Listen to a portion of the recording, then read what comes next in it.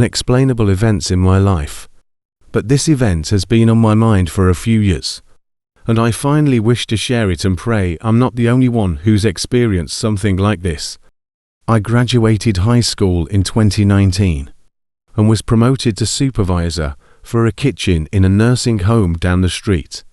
Since I oversaw dinner, I didn't start work until about 3 p.m. and would get home around 10 o'clock.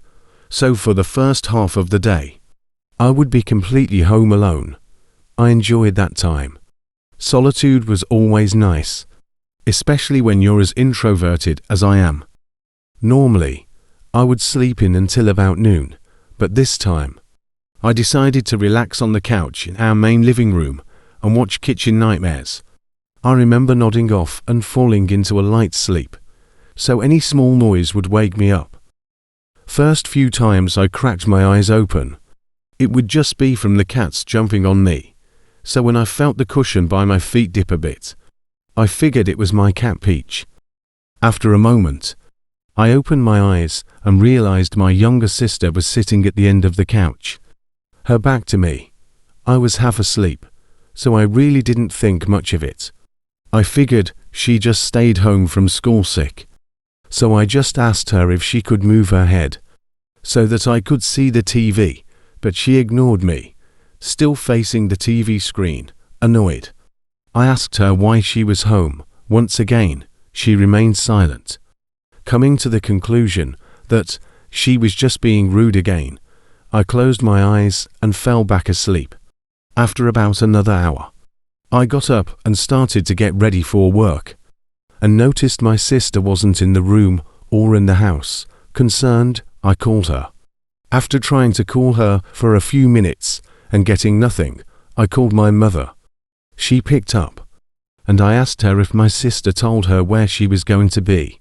My mother, confused, asked me what I was talking about. She had dropped my sister off at school before going to work. My sister had been at school this whole time. In shock, I hung up and kept this to myself, convinced I was losing my mind, that it was all in my head, but I remember that moment so vividly. But my sister was wearing, how she was sitting, how I felt a shift in the couch when she sat down. This wasn't a dream. It had to be real. There was something in my house with me that morning, and it was not my sister. I kept this next experience to myself.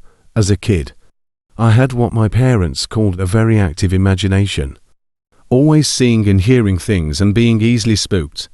So I think it got to a point where I just convinced myself this whole experience didn't happen, and that there was some kind of rational explanation. It actually took me a few years to tell my little sister about this, once again, mostly out of fear of being perceived as crazy. And I didn't want to spook my sister, but something she said to me changed that real fast. This takes place in September of 2022. My sister and I were waiting in line for a ride to a local amusement park every year. My dad's workplace would rent the whole park for employees and their families. We spent most of the day together as a family.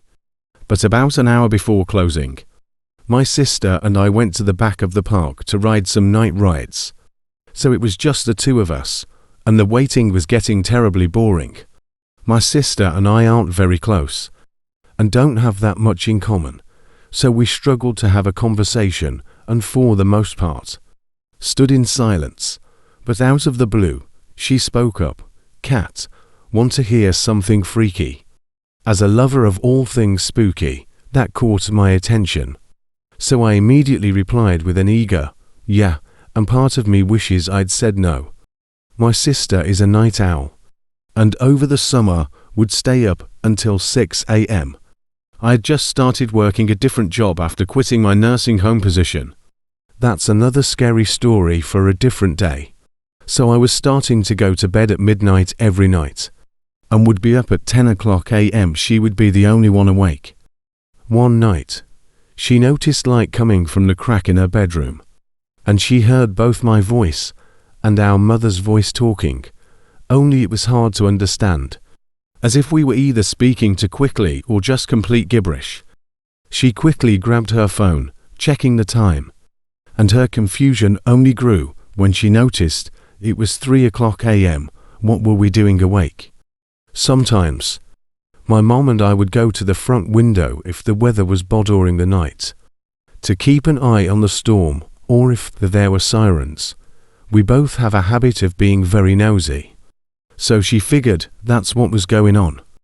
A few minutes later, she could still hear the voices and see the lights growing curious. She got out of bed and opened her bedroom door and rushed into the hall, expecting to see me and my mother by the window talking.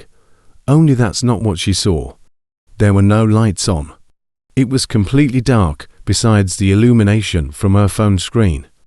And there was no one in sight, not her mother, not me, not even the cats were out there. Unsettled and confused, she turned to my bedroom door, thinking I was messing with her. She opened my door, and I was asleep with both cats. She goes back into the hall. Mom and Dad's bedroom door is also shut. She peeks in there, and both are sleeping. Now my sister is a rational person. She was always the one to go in the basement first. Tell the others that monsters and ghosts aren't real. So she completely pushed this event out of her mind because, in her eyes, it wasn't a big deal. Maybe she was just overtired, or our grandfather's TV downstairs was a bit loud, and that's what she heard.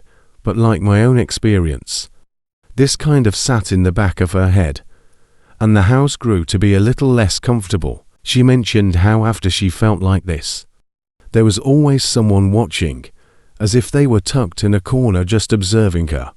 She wasn't scared out of her mind, just a bit confused. When she told me that, a pit in my stomach opened up, and I had chills. I laughed at first because come on, we're in public. And I didn't want to flip out.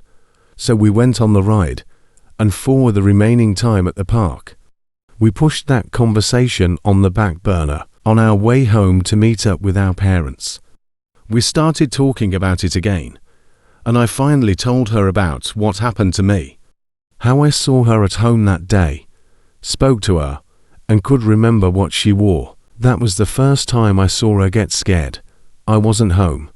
She kept saying, "What do you think it was?" Then we still don't know. We don't know if we want to know. The only thing we know for sure is there is something in our house. Thanks for joining me on this eerie adventure. Don't forget to hit that like button, subscribe if you haven't already, and share your thoughts in the comments below. Stay curious, keep exploring, and I'll catch you in the next spooky exploration. Until then, stay weird.